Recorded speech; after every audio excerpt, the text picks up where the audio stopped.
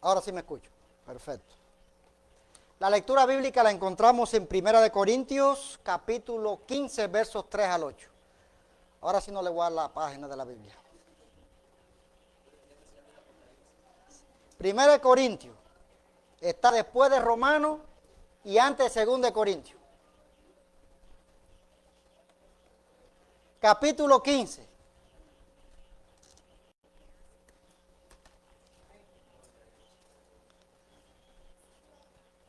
Que está entre el 14 y el 16. Gloria a Dios. Vive Jehová. Cristo vive, aleluya. Primera de Corintios, capítulo 15, versículos del 3 al 8. Estamos ready ya. Le voy a pedir que por favor la iglesia se ponga en pie completa. Vamos a darle tiempo. Amén. Dice así la palabra del Señor. Porque primeramente os he enseñado lo que asimismo recibí, que Cristo murió por nuestros pecados conforme a las Escrituras, y que fue sepultado y que resucitó al tercer día conforme a las Escrituras, y que apareció a Cefas y después a los 12. Después apareció a más de 500 hermanos a la vez, de los cuales muchos viven aún y otros ya duermen. Después apareció a Jacobo, después a todos los apóstoles, y al último de todos, como un abortivo, me apareció a mí. Padre Santo, te damos gracias, Señor amado, por este nuevo día que tú nos regalas. Te damos gracias, Señor amado, porque es una oportunidad que tú nos das, Señor, de celebrar la victoria que tú ganaste para cada uno de nosotros en nuestras vidas, Señor. Te damos gracias por tu triunfo, Jesucristo. Te damos gracias porque tu iglesia existe por ti mismo. Y por eso en esta hora pedimos, Señor, que tú abras nuestro corazón y nuestra mente para entender, Señor, tu palabra. Y para poder vivir, Señor, de acuerdo a las consecuencias de que tú te hayas levantado de entre los muertos. En el nombre de Cristo Jesús. Amén. Puede sentarse, hermano. Si usted pudiera describir la resurrección sin usar palabras, solamente signos de puntuación, ¿qué signos uno podría usar? Para muchos creyentes la resurrección es una coma. Le hace detenerse, hacer una pausa, pensar, escuchar, pero eso es todo. Es como un ritual vacío. Simplemente otro domingo hablando de las mismas cosas, los mismos años. Y después sigue adelante. Pero para los discípulos de Jesús la vida le parecía como un punto final. Él había muerto, estaba sepultado, era el fin de sus expectativas, pero en un momento llegan noticias de que hay una tumba que está vacía. El punto ya no es un punto, ahora es un signo de interrogación. Es peor que un punto final porque ahora hay dudas. La pregunta es, ¿dónde está Jesús? Los guardias han desaparecido. La piedra ha sido quitada. Jesús no está allí. Y si Él no está allí, pues ¿dónde está? Pero al Jesús revelarse personalmente a los discípulos, dejó de ser un signo de interrogación para ellos y se convirtió en un signo de exclamación. Ha resucitado. La resurrección de Jesús tiene múltiples implicaciones.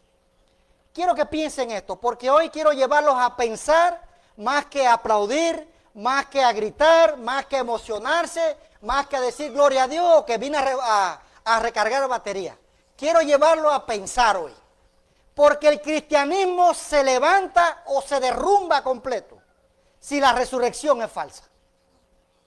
Y como vimos en la escuela dominical, está el escéptico que nos pregunta, ¿es verdad que Jesús resucitó como dice la pregunta? Y yo le pregunto, bueno, muéstrame tú primero que Jesús no resucitó.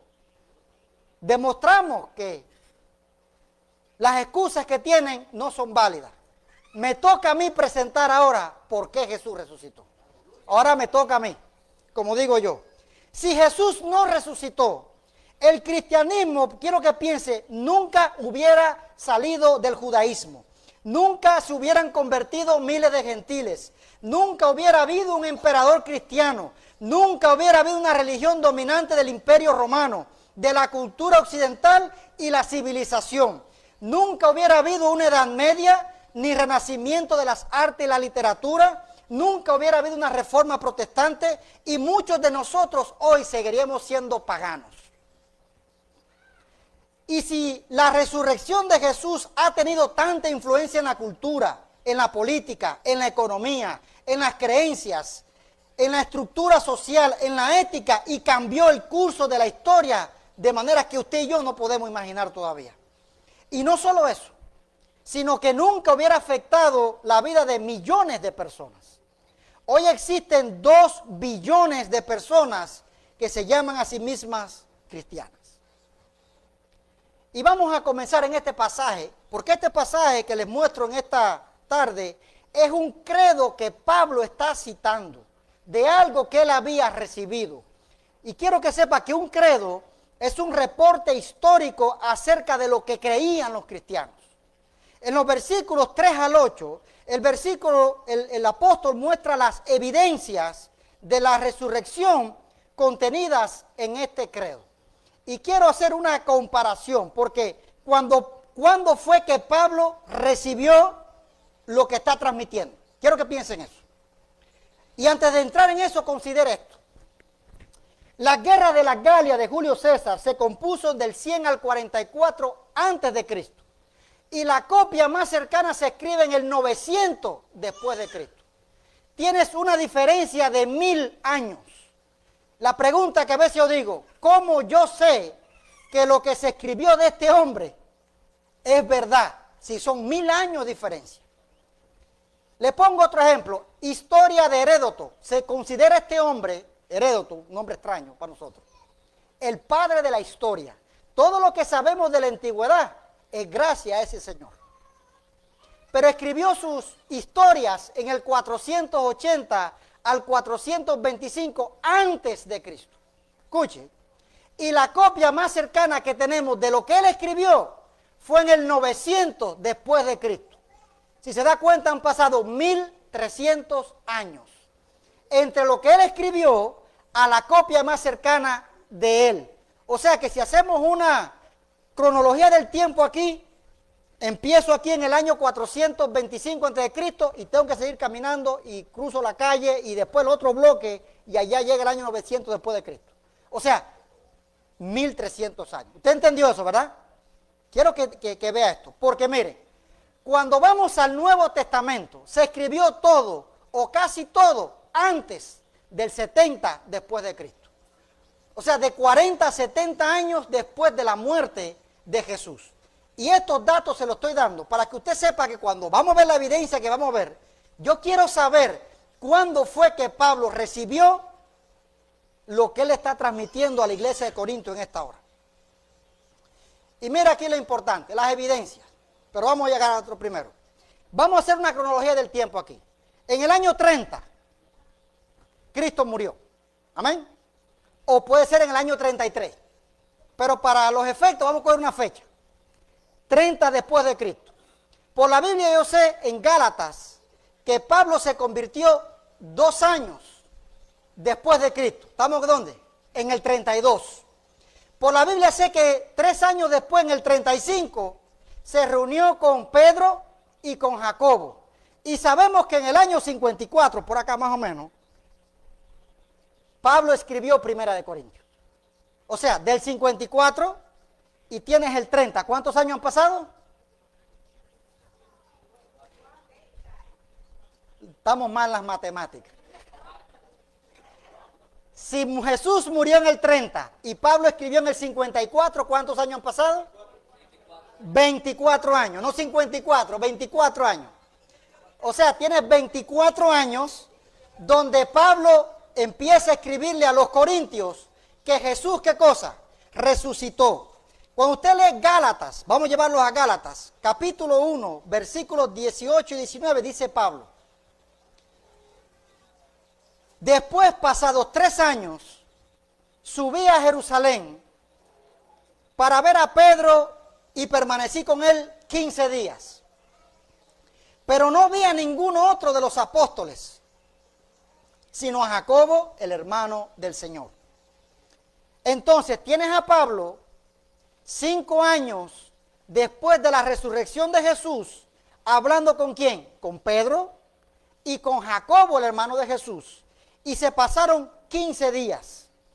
Y no creo que hayan estado 15 días hablando del tiempo, como digo yo, o hablando de la economía, o hablando, como digo yo, de los últimos chismes de la sociedad en ese momento. Me imagino a Pablo preguntándole a los apóstoles, ¿cómo los afectó a ustedes la resurrección? Pedro, después que negaste al Señor, ¿cómo se veía Jesús en ese día de resurrección? Me imagino a Pablo preguntándole a Jacobo, Jacobo, ¿cuánto tiempo te tomó creer después que viste a tu hermano resucitado? ¿Ustedes lo tocaron? ¿Ustedes estaban seguros que él? Y me imagino a Pedro y a Jacobo diciendo que sí. Y Pablo diciendo, bueno, ahora les voy a contar a ustedes cómo fue que él se me apareció a mí cuando iba camino a Damasco a perseguir a los cristianos. Cuando vas a Gálatas capítulo 2, ahí mismo usted cruza la paginita.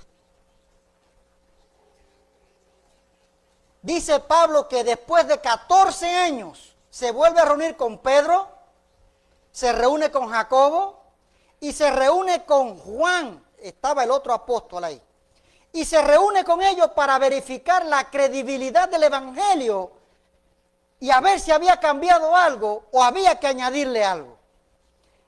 Dice Gálatas 2, ahí, versículo 1 y 2 dice, después, pasado 14 años, subí otra vez a Jerusalén con Bernabé, llevando también conmigo a Tito. Pero subí según una revelación, y no para correr o haber corrido en vano. Él quiere estar seguro si el evangelio que recibió hace muchos años atrás es el mismo, se mantiene siendo el mismo. Expuse en privado a los que tenían cierta reputación en el evangelio que predico entre los gentiles. Vaya a los versículos 6 y 7. Pero de los que tenían reputación de ser algo,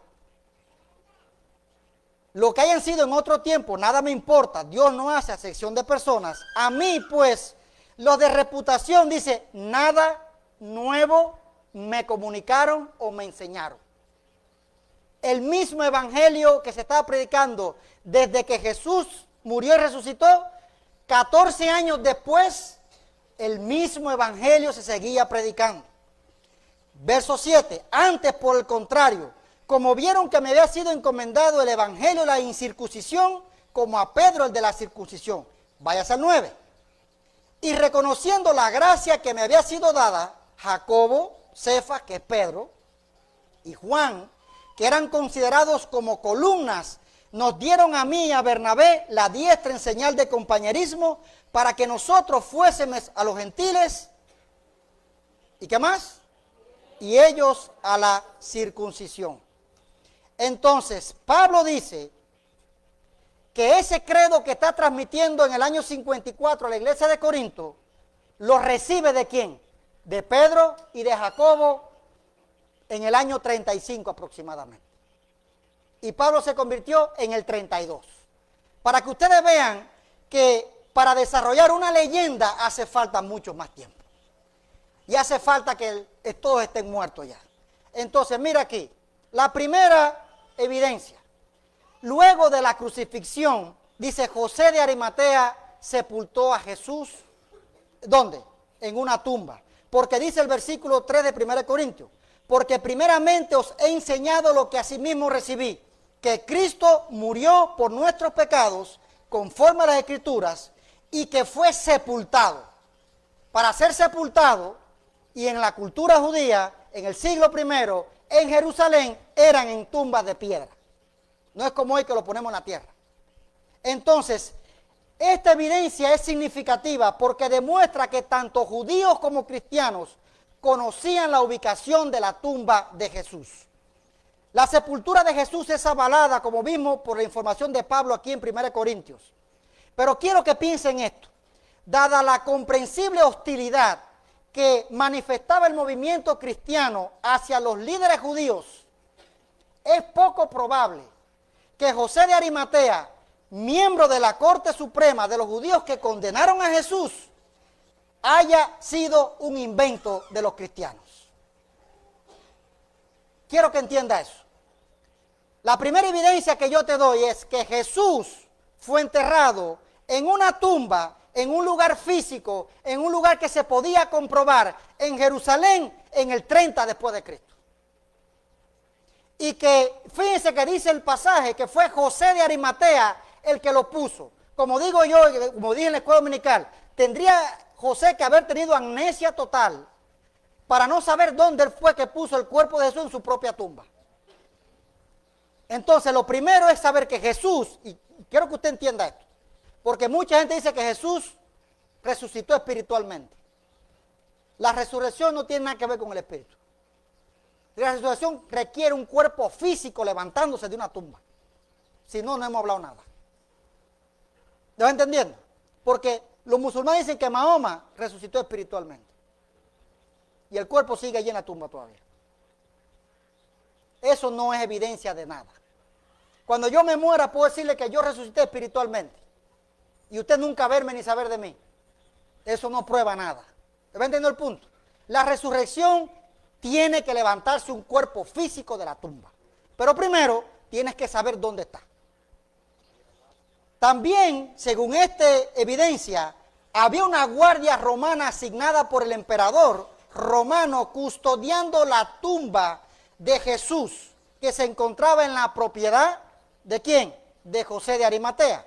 Cuando usted va a Mateo capítulo 27, versículo 62, te encuentras que los sacerdotes van a pedirle a Pilato que les dé una guardia romana, porque ellos habían dicho, no, este dijo que el tercer día iba a resucitar. Para mostrarle que todo eso es mentira, Pilato, nos hace falta que nos dé una guardia romana para ponerla en la tumba, poner el sello romano y para que ahí no pase más nada. Entonces, los judíos sabían dónde estaba Jesús, José de Arimatea sabía dónde estaba Jesús, Pilato sabía dónde estaba Jesús, la guardia romana sabía dónde estaba Jesús, porque no fueron a custodiar la tumba de un vecino. ¿Me va entendiendo usted ahí? Y te das cuenta que la historia de la crucifixión y el entierro de Jesús es sencilla, hermano. No tiene historias adornadas, no tiene eventos sobrenaturales, sino que dice, cuando llegó la noche, vino un hombre rico de Arimatea llamado José, que había sido discípulo de Jesús, pidió a Pilato el cuerpo de Jesús, Pilato mandó que se lo dieran, y tomando Jesús el cuerpo lo envolvió en una sábana limpia, lo puso en un sepulcro nuevo, que había labrado en la peña, y después de hacer rodar una gran piedra, a la entrada del sepulcro, se fue. Usted no ve nada sobrenatural ahí, ¿verdad? Y dice, y ahí estaban María Magdalena y la otra María sentadas delante del sepulcro. Habían dos mujeres que sabían también dónde estaba Jesús. Todo el mundo sabía dónde estaba Jesús. Entonces podemos coincidir en que José de Arimatea sepultó a Jesús en una tumba. Todos estamos de acuerdo aquí, ¿verdad? No hay duda de eso. Ahí lo pusieron. Mire la segunda, qué interesante. El domingo posterior a la crucifixión, un grupo de mujeres, seguidoras de Jesús, se encontró una tumba vacía. Miren las conclusiones. Cuando Pablo dice que Jesús fue sepultado conforme a las Escrituras y que resucitó el tercer día, está transmitiendo de que la tumba, ¿cómo la encontraron? Vacía. Ahora mire algo interesante. En la cultura patriarcal de los judíos, el testimonio de las mujeres se consideraba poco creíble. Si una mujer te venía a dar diciendo, oye, mi hermano, corre, que había fulano resucitado, a esa mujer no la creía nadie. Y esta mujer se volvió loca. Si no se lo creía un hombre, a una mujer menos. Porque en la cultura de ellos, la mujer, el testimonio no era creíble. Si iban a un jurado, tenían que ir como 14 o 15 mujeres a testificar del mismo evento. Y el testimonio de las 15 mujeres pesaba igual que el testimonio de un solo hombre. Así eran aquellos tiempos. Entonces, te das cuenta que los primeros testigos de la resurrección son mujeres. Si yo me fuera a inventar una historia siendo un judío del siglo I, yo escojo a hombres, porque son creíbles. Todo el mundo le va a hacer caso. Tanto fue que cuando fueron a contarle a los discípulos, Ellos no le creyeron. Eso está ahí en la Biblia, no son ideas mías. No le creyeron. Entonces, ¿cómo puedo demostrar que la tumba estaba vacía? Porque los fariseos, que sabían dónde estaba el cuerpo, al no poder mostrar el cuerpo de Jesús después de conocer que los discípulos estaban diciendo que Jesús resucitó, sugirió que la tumba estaba vacía y que ellos no podían explicar dónde estaba el cuerpo. Porque si Jesús hubiera estado en la tumba, cuando los discípulos empezaron a predicar, ellos simplemente tenían que enseñar el cuerpo. Y se acabó el cristianismo ahí mismo. No estuviéramos hablando ahora mismo aquí. Tanto es que la historia como digo, la historia más antigua que se conoce en cuanto a la resurrección está en el mismo Mateo. Ahí el capítulo 28, los versículos 12 al 15, donde dice que los guardias empezaron a decir que sus discípulos vinieron de noche y robaron el cuerpo estando nosotros dormidos. Y como le dije en la escuela dominical, si los soldados estaban dormidos, ¿cómo ellos sabían que fueron los discípulos quienes se robaron el cuerpo? ¿Verdad que sí? Entonces, podemos decir que el testimonio bíblico explica la tumba de Jesús vacía es confiable. Vuelvo y repito, ¿por qué? Porque si yo como un escritor del siglo I fuera a decir que la tumba estaba vacía, yo hubiera escogido hombres para que dieran el testimonio, no mujeres, si a las mujeres no le hacían caso en esa época. Discúlpenme las mujeres, eso fue en aquella época, hoy cambió eso. ¿Ok? Entonces, estaban simplemente estos escritores narrando lo que estaba sucediendo. Tercero, hermano, mire esta otra. Los discípulos llegaron a creer de manera súbita y sincera que Jesús había resucitado de los muertos, a pesar de estar predispuestos en todo sentido al opuesto. Y déjeme explicarle eso. Yo quiero que usted se ponga en el lugar de los discípulos y que enfrente esta realidad en este momento. Yo tengo a Jesús que por 3 años me dijo que era el Mesías, me dijo que era el rey de Israel, me dijo que él iba a triunfar sobre la muerte, me enseñó cosas grandiosas, vi milagros, vi cosas que me dejaron, como digo yo, me sacaron fuera de la caja. Y de momento lo crucifican como un criminal. El Antiguo Testamento dice que maldito es todo aquel que es colgado en un árbol. Jesús fue colgado en una cruz. Por lo tanto, desde la perspectiva judía, Jesús estaba maldito. Piensen eso, mi líder está muerto.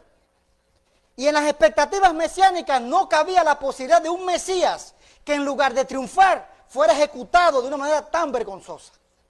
De acuerdo a la ley, era un maldito. Y las creencias de los judíos, escuche esto, en cuanto a la vida después de la muerte, descartaba la resurrección. Ellos no creían en la resurrección como aquí se dice.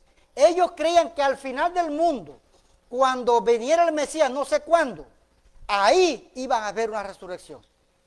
Por lo tanto, se dan cuenta que son discípulos que están predispuestos en contra de esta resurrección de todas las maneras habidas y por haber. Para que ellos cambiaran de no creer a creer, algo espectacular tuvo que pasar. Tuvo que pasar. Porque mi Mesías está muerto, mi Mesías fue maldito por la ley, mi Mesías murió como un criminal, yo no creo en ese tipo de resurrecciones. ¿Cómo usted se sentiría? Totalmente decepcionado, frustrado, triste y diciendo, perdí los 3 mejores años de mi vida al lado de este hombre. ¿Verdad que sí?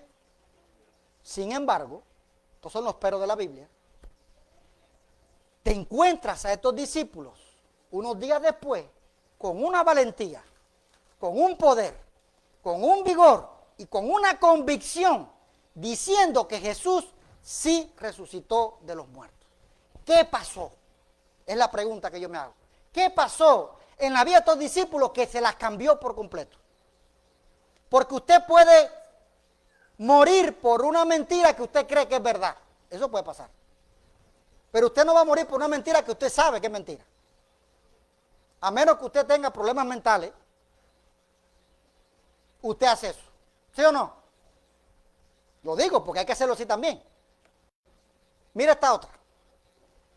Según lo que Pablo me dice en 1 Corintios capítulo 15, Jesús se apareció a grupos de personas en diferentes lugares, solas y en grupos, vivos después de su muerte. Vaya conmigo a 1 Corintios otra vez. ¿Ya? Váyase al versículo 5 otra vez. Vamos a ver esto. Dice que se apareció a Pedro. En el año 54 Pedro estaba vivo. Se apareció a los 12. Realmente eran 11, pero siempre se dice 12 para el círculo completo. Estaban vivos. Se apareció a más de 500 hermanos a la vez, de los cuales muchos viven y otros ya duermen. En el mejor de los casos voy a poner que de los 500 se murieron 250. ¿Cuántos quedan vivos? 250. Se le apareció a Jacobo, el hermano de Jesús. Y por último, dice después a todos los apóstoles y después ¿a quién? A él. Entonces, Pablo te da una lista de testigos oculares que vieron a Jesús diciendo que vieron a Jesús vivo. ¿Me va entendiendo? Es lo que dice Pablo aquí. Ahora, yo quiero saber si eso es verdad.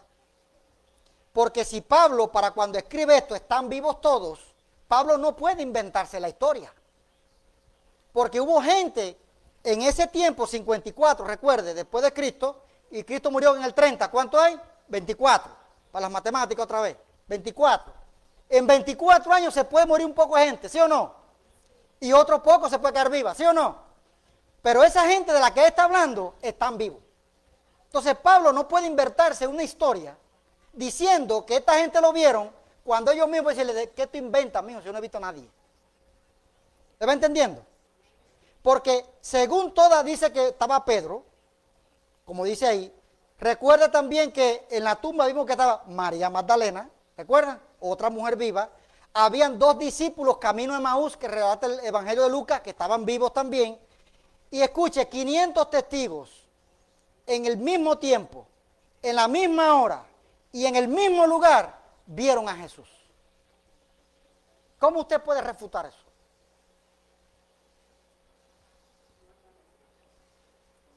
No puede decir que los 500 estaban alucinando. Tú no puedes decir que los 500 tenían problemas mentales. Tú no decías que los 500 estaban sufriendo porque habían perdido a Jesús. Tú no puedes decirlo. Son 500 a la misma hora, en el mismo lugar y a la misma vez. Y después dice a Jacobo y a Pablo. Pero mira algo interesante aquí también. Jacobo. Usted sabe que Jacobo, el hermano de Jesús, no creía en Jesús. Usted va a Juan 17:5 y te dice que él no creía en Jesús. Y cuando tú buscas Marcos 3:31 te dice que ellos, o sea, Jacobo con su hermano y María, querían controlar a Jesús porque pensaban que Jesús estaba medio loco también. ¿Usted está entendiendo esto, hermano? Su propia familia no creía en Jesús, excepto María. Sus propios hermanos pensaban que Jesús estaba mal de la cabeza. ¿Me va entendiendo? Entonces, ¿cómo es posible que en Hechos 1:14, en el aposento alto, te encuentres a Jacobo orando con los discípulos? ¿Qué le pasó a Jacobo? ¿A quién vio Jacobo? Porque, hermano, para que ustedes vean, es la familia de uno. Si alguien nos conoce bien a nosotros, ¿quiénes son? La familia. Usted, si yo quiero saber de Luis Villamar cómo es su vida, eso es fácil. Yo le pregunto a su esposa y después le pregunto a sus hijos. Y por último hablo con él. ¿Verdad que sí? Porque ellos lo conocen de manera que yo no lo conozco. Ellos saben cuando está molesto, cuando está triste, qué es lo que le gusta, qué es lo que no le gusta y un montón de cosas más. Si usted me quiere conocer a mí, fácil, pregúntele a mi esposa. Y después le pregunta a mis hijos. Y después me pregunta a mí. A mí me deja de último. Me pregunta a ellos primero, porque ellos me conocen a veces mejor que yo mismo. Entonces tiene a Jacobo, que no creía en Jesús, que pensaba que Jesús estaba loco, que su hermano estaba mal de la cabeza. ¿Y qué le pasó a Jacobo que en Hechos 1:14 se encuentra orando con los discípulos en el aposento alto, esperando que el Espíritu Santo descendiera sobre ellos. ¿Será que Jacobo estuvo alucinando? Nadie muere por una alucinación que sabemos, ¿verdad? ¿Qué pasó? Se lo voy a dejar de tarea. Le voy a poner este otro ejemplo. Tienes a Pablo. Este para mí pesa mucho también. Pablo, antes de ser apóstol, era un perseguidor de la iglesia. Estaba convencido firmemente que matar a los cristianos estaba sirviendo y agradando a Dios. ¿Usted entendió eso, verdad? O sea, tienes al perseguidor más ferviente de la iglesia, al mismo comienzo de la iglesia, convencido de que los cristianos hay que borrarlos de la faz del mundo. La pregunta es, ¿cómo Pablo pasa de un perseguidor a ser un defensor de la fe que está persiguiendo? Y un defensor de los mejores. ¿Qué le pasó a Pablo en ese camino a Damasco? Que estuvo dispuesto a morir por el hecho de que él dice que vio a Jesús resucitado. ¿Va entendiendo, hermano? O sea, no son ideas mías. Pero la gente me dice, no, tienes que probarme científicamente que Jesús resucitó. Le digo, aquí viene la respuesta. Le digo, no seas ignorante, así me le digo. ¿Saben por qué? Porque el método científico no sirve para probar hechos históricos. El método científico tiene que ser algo demostrable, algo medible y algo repetible, que se puede repetir. ¿Me va entendiendo el punto? Yo no puedo coger el hecho científico, el método científico, para probar un hecho histórico. Imposible, hermano. Yo no puedo probar científicamente que yo nací el 4 de noviembre de 1981, porque yo no puedo volver otra vez a ese año y volver a nacer de nuevo. ¿Me va entendiendo? ¿Cómo yo lo demuestro? Lo demuestro con el método histórico. El método histórico, cuando usted ha visto las películas de detectives, que usted ha visto o las series, ellos llevan evidencias, presentan pruebas circunstanciales de que fulanito de tal es un asesino y mató a fulano de tal, un ejemplo. Y van a probar por medio del ADN, por medio de testimonio, por medio de evidencia, todo lo que se pueda para probar que este hombre mató a esta persona en tal día, a tal hora y en tal lugar. ¿Usted entendió eso, verdad? Entonces, la Biblia es el mismo sistema, hermano. Usted usa el método histórico para probar hechos históricos. Usted no coge un método científico que a veces los ignorantes que creen en la ciencia quieren aplicárselo a todo. Porque la ciencia no puede probarlo todo. La ciencia no puede medir el amor. ¿Cómo usted mide el amor? La ciencia no puede probar la belleza. ¿Cómo la ciencia prueba la belleza? Y así podía hablar de muchas cosas más. Cada método tiene que ser el adecuado para cada cosa. ¿Va entendiendo? Entonces, el método histórico prueba ¿qué cosa? Los hechos históricos. Y le estoy mostrando aquí, con estos testigos, las evidencias. Mire esto. Entonces, esta gente dijeron que en el momento y lugar y de la manera predicha por el Antiguo Testamento, Jesús llega a Jerusalén y afirma ser el Mesías, muere crucificado y resucita entre los muertos. Es lo que están diciendo. Después mire este otro, interesante. Los testigos oculares, cobardes e incrédulos, de repente comienzan a proclamar con valentía la resurrección de Jesús ante la persecución y la muerte. Las personas equivocadas pueden morir por una mentira, que creen que es verdad, ya se lo dije. Pero no morirán por una mentira que saben que es mentira. ¿Por qué? Porque los escritores del Nuevo Testamento estaban en condiciones de conocer si la resurrección ocurrió o no ocurrió. ¿Me van siguiendo hasta ahí? Eso es lo otro. Aquí tiene otra. En la misma ciudad en donde Jesús murió y fue sepultado, nace un nuevo movimiento, la iglesia. Y se propaga rápidamente por medios pacíficos con la creencia de que Jesús resucitó de entre los muertos. La pregunta que yo le hago, ¿cómo podría comenzar el cristianismo en una ciudad tan hostil como Jerusalén si el cuerpo de Jesús estuviera en la tumba?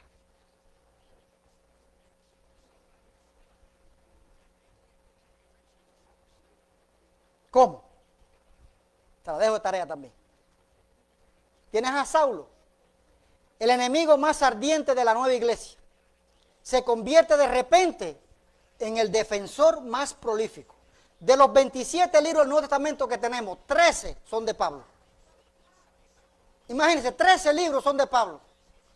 Un hombre que odiaba a los cristianos, un hombre que perseguía a los cristianos, un hombre que mataba a los cristianos, de momento ahora defiende a los cristianos, es un cristiano y escribe 13 de los 27 libros del Nuevo Testamento. Sabemos que Pablo no era esquizofrénico, Pablo no tenía problemas mentales, Pablo no estaba loco, Pablo no alucinaba, Pablo era un erudito entrenado en la ley. No era un ignorante. ¿Qué le pasó a este hombre? En el camino a Damasco, que de momento pasa del perseguidor a ser el perseguido. ¿Verdad que sí? Santiago, ya dijimos, pero hay que recordar otra vez. Estamos resumiendo. Santiago, el escéptico hermano de Jesús, repentinamente se convence, algo le pasó, de que su hermano es el Hijo de Dios. Y luego este hombre, Santiago Jacobo, se convierte en el líder de la iglesia en Jerusalén. Más tarde, sabemos por la historia que este hombre sufrió martirio en manos del sumo sacerdote. Jacobo murió por decir que Jesús había resucitado. Entonces, surge la pregunta, si no hay resurrección, ¿por qué Santiago de repente que llegó a creer a su hermano que realmente era el Mesías? A menos que viera al Cristo resucitado. ¿Y por qué Santiago se convertiría en el líder de la iglesia en Jerusalén y sufriría la muerte de un mártir si Jesús no resucitó? ¿Se ha puesto a pensar en eso? Hoy le dije que vamos a pensar, hoy se acabaron las emociones.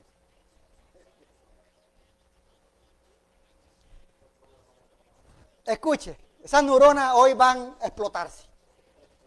¿Por qué todos los que anunciaban la resurrección sufrirían? ¿Por qué sufrió Pedro?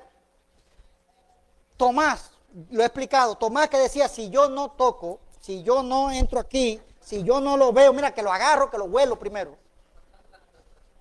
Si yo no hago esto, yo no creo. Algo le pasó a Tomás de ser tan tremendo incrédulo, a ser capaz de morir en la India atravesado por una lanza en el costado. Porque Jesús había resucitado. ¿Va entendiendo el punto? ¿Por qué Pedro fue capaz de decirle a su esposa en el momento de la crucifixión, la crucificaron primero que él, decirle recuerda al Señor? Y después cuando lo fueron a crucificar a él, decir, me crucifican con la cabeza abajo porque no soy digno de morir como mi Señor. Si Jesús no había resucitado. ¿Cómo te explicas al apóstol Mateo muriendo en Egipto, desmembrado por caballos que alaron sus brazos y sus piernas y lo desmembraron completo? Si Jesús no había resucitado. Es que estaban locos toda esa gente. Póngase a pensar. ¿Cómo es posible que el hermano de Juan, el apóstol, eso está en Hechos, fue el primero en morir? Fue el primero en morir, está registrado en la Biblia. Y fue decapitado. Si Jesús no ha resucitado. ¿Va entendiendo el punto, hermano? Te pone a pensar qué fue lo que a esta gente le pasó, que cambiaron de ser unos incrédulos, unos cobardes, unos miedosos, a hacer otra cosa tan diferente y estar dispuestos a morir por decir que Jesús resucitó. Para que usted vea que la fe que nosotros tenemos no es suicidio intelectual. No es que usted entre a la iglesia y el cerebro se quedó en la puerta, para cuando usted lo recuerda cuando se vaya. La fe que usted tiene está basada en evidencia sólida, histórica, confiable y que se puede verificar.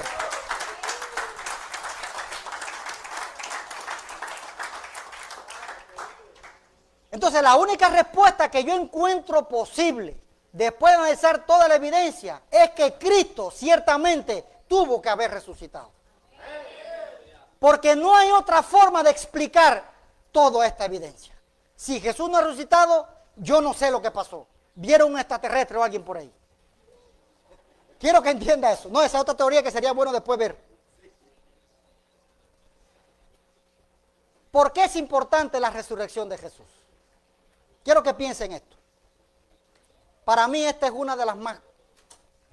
Primero, recuerden que Jesús le dijo a sus discípulos, es necesario que el Hijo del Hombre padezca en manos de pecadores, que muera y al tercer día. Jesús dijo, escuche, Jesús dijo que él iba a morir y que al tercer día iba a resucitar. Si usted encuentra muchos llamados Cristos en el día de hoy, sobre todo muchos han dicho que iban a resucitar, todavía están esperando que se levanten. Y no ha habido evidencia de que se levantaron tampoco. Pero si Jesús resucitó, por eso es que quiero que vean la importancia de la resurrección, significa entonces que valida quién Jesús afirmó ser. Es decir, es el Cristo, es el Hijo del Hombre, está sentado a la derecha de Dios con poder. ¿Saben por qué, los hermanos? Váyase a Mateo capítulo 14. Venga, busque su Biblia, vamos a usarla ahí. Mateo 14, no le voy a la página. Marcos 14, perdón. Dios. El pastor se equivoca también. Marcos 14. Vaya al versículo 61.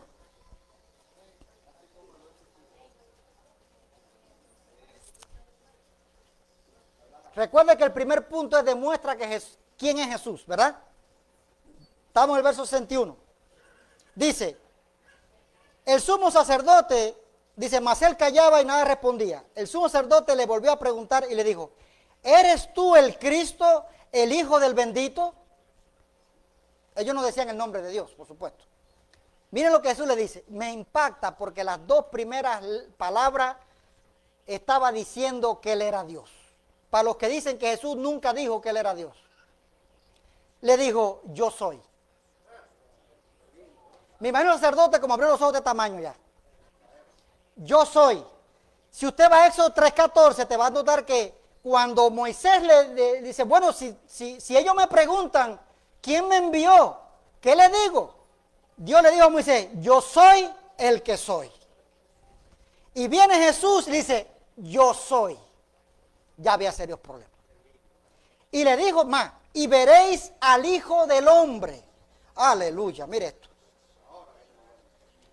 Sentado a la diestra del poder de Dios y viniendo en la nube del cielo. Le está diciendo él que lo va a ver. Y escuche, hermano, porque a veces cuando decimos Hijo de Hombre, usted piensa como que Cristo es la humanidad de Jesús. Y cuando decimos Hijo de Dios, es la divinidad de Jesús, ¿verdad? En el pensamiento hebreo es al revés.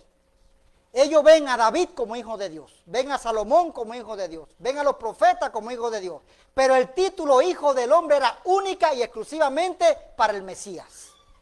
Y Jesús está citando Daniel capítulo 7, donde dice que él veía una figura como un hijo del hombre que venía a sentarse a la diestra del anciano de días con poder y gloria. Y Jesús le dice al sacerdote, yo soy, y veréis al Hijo del Hombre sentado a la diestra del poder de Dios y viniendo en las nubes del cielo. Y el sacerdote lo entendió porque le dice, ¿qué necesidad tenemos de más testigos? Han oído la blasfemia, ¿qué les parece? Y todos los condenaron diciendo que es digno de muerte. Si Dios resucitó a Jesús, entonces vindicó y aceptó que todo lo que Jesús dijo fue verdad. Dios no levanta mentirosos. Entonces, si Dios lo levantó, significa que Jesús es el yo soy.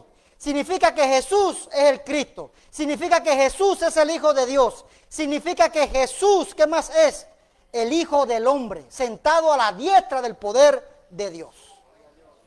Significa que todo lo que Jesús dijo fue verdad. Significa que todo lo que enseñó fue verdad. Significa que cuando Él le dice, estaré con vosotros todos los días hasta el fin del mundo, si todo lo que dijo fue verdad, significa que va a estar conmigo porque sigue siendo confiable y es verdad que Él va a estar conmigo.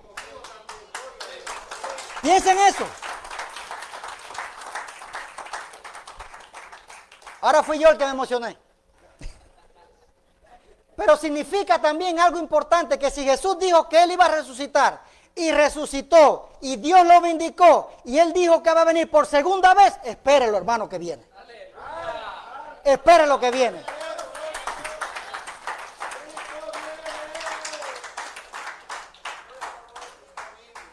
Vamos para el segundo, mírenlo ahí arriba. Demuestra que Dios aceptó el sacrificio de Jesús a nuestro favor. Cuando vimos el viernes las palabras de Cristo en la cruz, cuando le dijo al Padre, consumado es. Dice que el templo del velo se rasgó en dos hasta abajo, que la tierra tembló, que los sepulcros se abrieron y si se lee Mateo dice que hubo gente que resucitó también. Para que usted vea el poder de Dios demostrándose. Significa entonces que el sacrificio de Jesús fue suficiente. Que Jesús pagó por mis pecados pasados, presentes y futuros. Que no hay más nada que pagar. Que todas las profecías del Antiguo Testamento, toda la historia que se habló de Jesús, se cumplieron en Jesús y Dios lo aceptó. Usted ve las implicaciones que tiene esto. Usted viene a la iglesia buscando aliento. Son palabras de aliento, déjeme decírselo. Palabras de aliento, que saber que todo lo que Jesús dijo fue verdad. Y que se van a cumplir.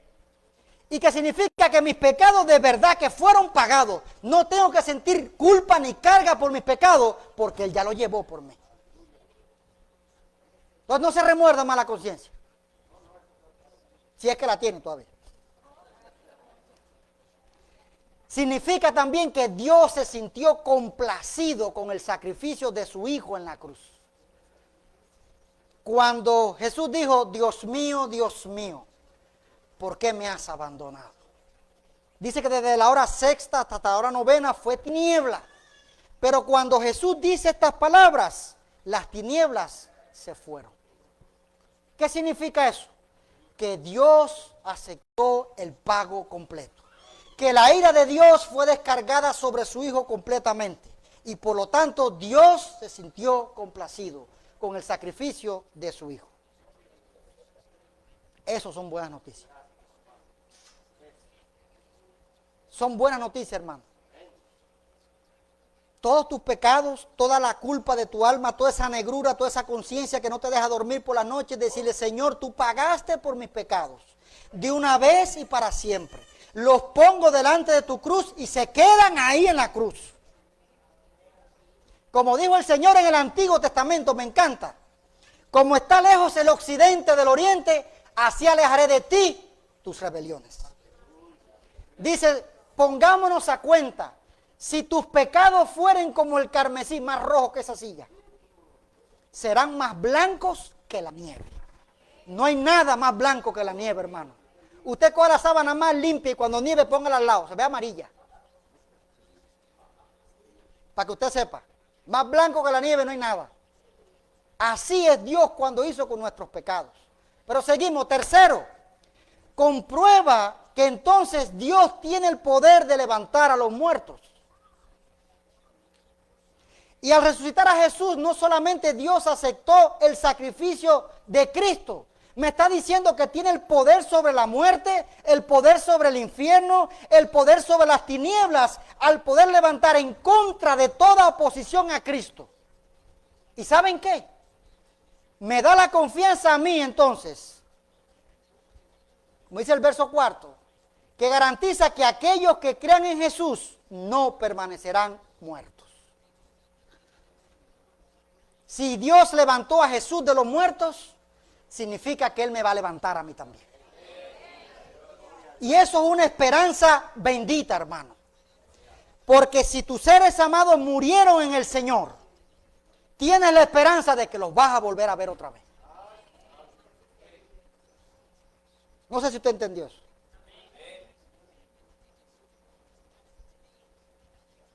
La conclusión la tengo acá. ¿A qué conclusión puedo llegar? que ciertamente Cristo ha resucitado.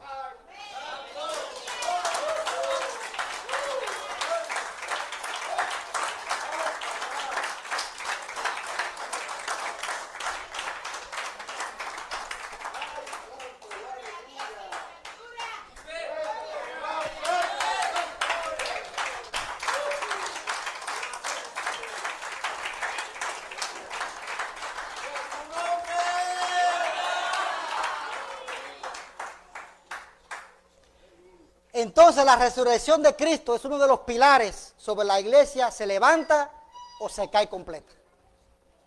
Si Cristo no ha resucitado, como dijo Pablo en 1 Corintios capítulo 15, vuelvo allá otra vez de nuevo y me lee unos versos más abajo. Mire esto, hermano. Váyase conmigo al versículo 13. Ya está la conclusión. Después de esto no hay más nada. Me tengo el tiempo aquí. Estoy pasado ya, fíjense.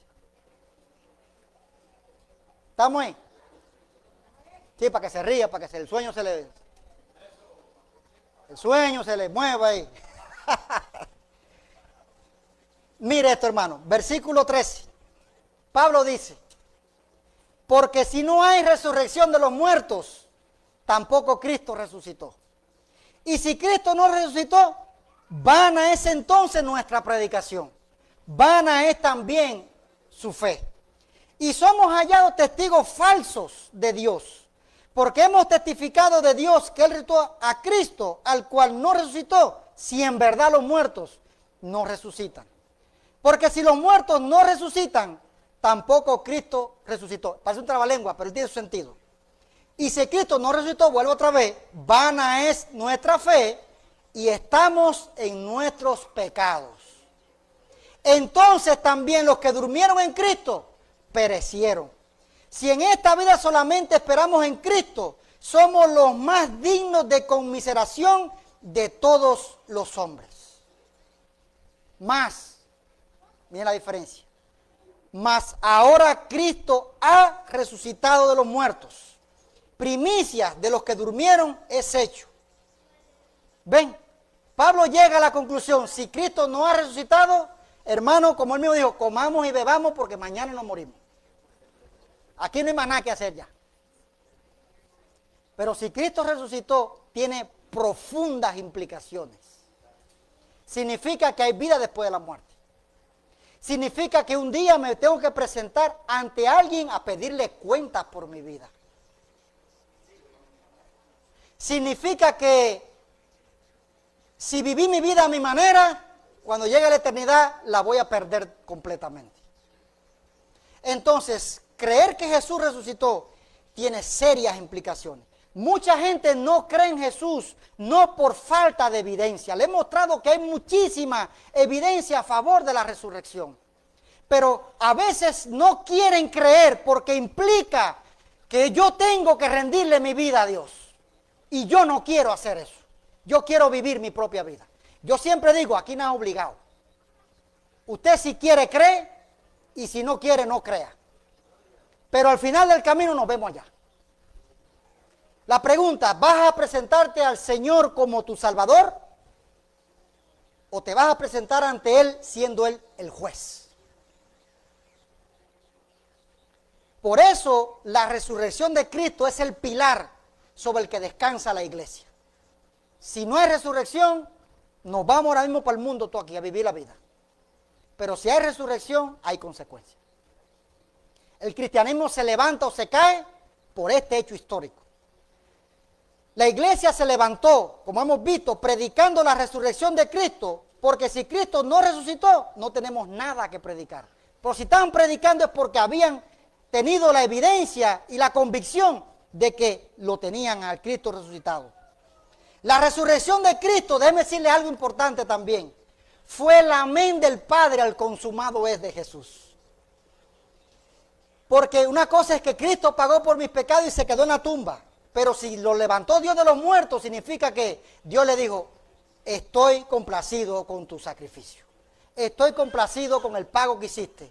Por lo tanto, levántate. comenzando de Génesis 3:15, donde se dice que la simiente de la mujer aplastaría la cabeza de la serpiente, pasando hasta Abraham, donde Dios le prometió que en su simiente serían benditas todas las familias de la tierra, pasando por los profetas hasta Isaías 53, donde dice que la muerte del siervo justificaría a muchos, hasta finalmente la resurrección, de donde Jesús salió victorioso y cumplió todas las promesas que hoy tenemos. El poder del Cristo resucitado nos salva y nos redime, hermano. No tenga la menor duda de eso. Tenemos vida eterna porque Jesucristo está vivo. El Cristo resucitado también nos da poder para vivir una vida victoriosa sobre el pecado, la culpa, la muerte y el propio Satanás también. Y en la resurrección de Cristo tenemos esperanza de que también nosotros en el día final seremos levantados. ¿Quiere mejores noticias que esa, hermano? No se las puedo dar, son las mejores que tengo. Y ahí terminé.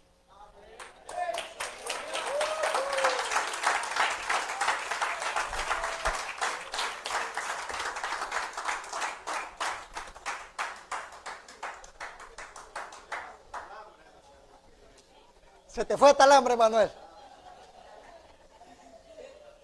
Pero ahora falta nuestra respuesta. O sea, con toda esta evidencia que les he mostrado, tanto en la escuela dominical los que estuvieron casi todos, y esta que les he puesto ahora, ¿cuál es nuestra respuesta al Señor resucitado? ¿Qué evidencias más tú necesitas para saber que la fe que tú tienes no es suicidio intelectual? ¿Qué más tú necesitas?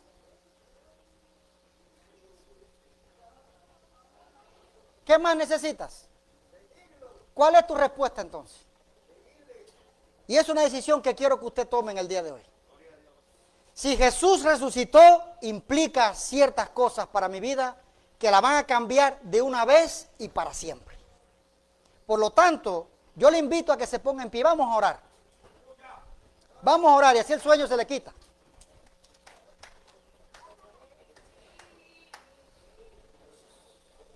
Y usted va a tener su tiempo con el Señor y dígale cuál es la respuesta que usted le va a dar a Él.